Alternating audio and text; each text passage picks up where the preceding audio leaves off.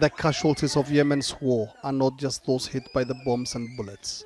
The economic impact has been catastrophic for the general population. Food supplies have been disrupted, prices have gone up, and millions of people are now living with the effects of malnutrition. Mariam is weak and severely malnourished.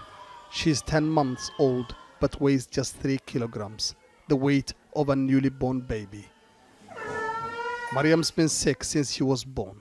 Hunger and disease have left her tiny and frail. She even struggles to cry. Mariam is very sick. Not only is she undernourished, but she also suffers from diarrhea. She's very sick. Yemen has always been desperately poor, but the war has made things worse. While food prices inevitably rise, incomes have plummeted. Many families can barely afford to eat. I have 16 children. 2 of them suffer severe malnutrition, Mariam and Hanan. The living conditions, as you know, are harsh, and I am without any source of income. Hospitals in Hajj province are overflowing with sick and starving babies, and more keep arriving every day. The problem of severe malnutrition is getting worse.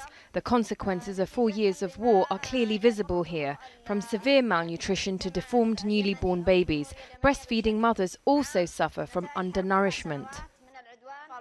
The frequent airstrikes also make it difficult for the people to leave their homes. The destruction to roads and bridges has limited the delivery of food and fuel to a population already suffering. According to the United Nations, 2.8 million people have been driven from their homes by the bombing.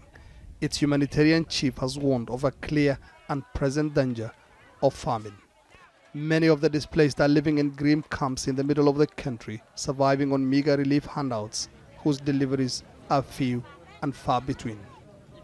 Seeing children dying for lack of food in the middle of the war in Yemen is deeply shocking. There are hundreds of thousands of children, perhaps even millions, who have no access to proper medical care. And as the conflict rages on, aid workers say they are finding it more and more difficult to deliver aid to those who need it most.